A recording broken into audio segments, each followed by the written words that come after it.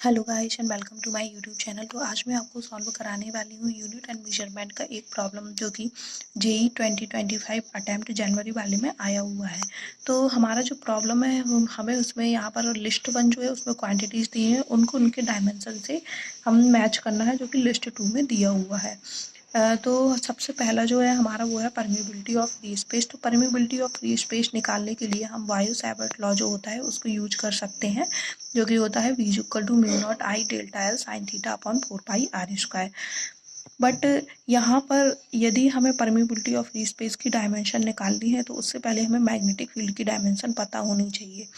तो magnetic field की dimension निकालने के लिए हम क्या कर सकते हैं, F=q_v_v जो फार्मूला होता है मूविंग चार्ज के लिए, तो उसको यहाँ पर अप्लाई कर सकते हैं, या फिर यदि आप करना चाहें तो F=IVL को भी अप्लाई कर सकते हैं और वहाँ से मैग्नेटिक फील्ड की डायमेंशन फाइंड कर सकते हैं।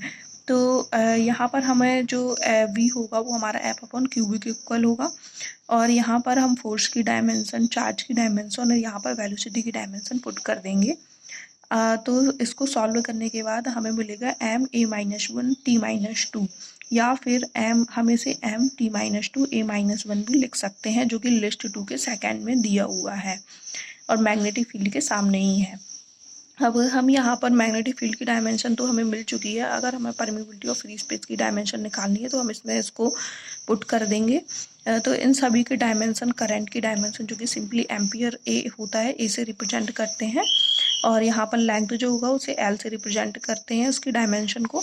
तो यहाँ पर इन सभी की डायमेंशन पुट करने के बाद हमें मिलता है ML(T-2 A-2) ML(T-2 A-2) जो कि लिस्ट 2 के थर्ड में दिया हुआ है। तो ये यानी कि बी ऑप्शन जो है हमारा वो किससे मैच होगा, सेकंड से मैच होगा, एंड ए ऑप्शन जो होगा, ए जो होगा वो हमारा होगा थर्ड से मैच। अब हम नेक्स्ट जो है हमें वो फाइंड करना है मैग्नेटिक मूवमेंट की डायमेंशन। तो मैग्नेटिक मूवमेंट की डायमेंशन जो है वो मैग्नेटिक मूवमेंट के जो फार्मूला M=IE है, या फिर NIA भी लिखते हैं उसको। तो यहाँ पर M=IA जो है, यहाँ पर हम इन सभी की डायमेंशन, जैसे करंट हो गया इसकी A, और यहाँ पर A जो है एरिया है उसकी डायमेंशन L² पुट कर देंगे तो हमें मिलेगा AL², या फिर L² जो कि हमें फोर्थ में दिया हुआ है।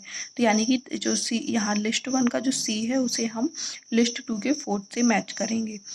अब जो है हमारा फोर्थ वो है हमारा टॉरिजनल कांस्टेंट। तो टॉरिजनल कांस्टेंट जो होता है वो होता है C=π/r⁴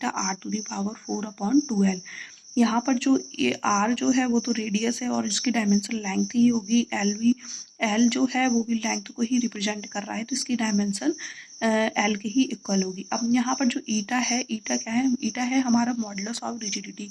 इसकी डायमेंशन, यदि आपको यंग मॉडुलस की डायमेंशन पता है तो उसकी डायमेंशन इसकी डायमेंशन सेम ही होती है, और ये जो है उसे रिप्रेजेंट किया, इसका जो फार्मूला होता है वो होता है shear stress upon shear strain. But यहाँ पर जो स्ट्रेन है वो डायमेंशन लेस होता है, बट स्ट्रेस को फाइंड किया जा सकता है F/A से, इसकी डायमेंशन को फाइंड कर सकते हैं।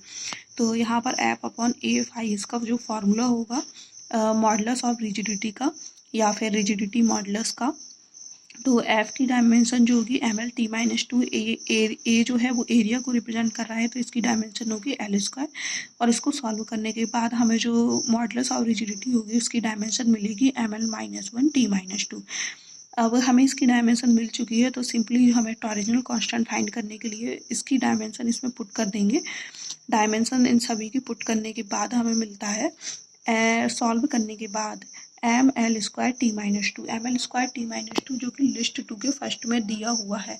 तो यानी कि जो यहाँ पर जो मैचिंग होगी वो कैसे होगी, जो A है लिस्ट 1 का उसकी थर्ड में होगी मैचिंग, B है उसकी सेकंड में, C की फोर्थ में होगी, एंड D की जो है वो फर्स्ट में होगी।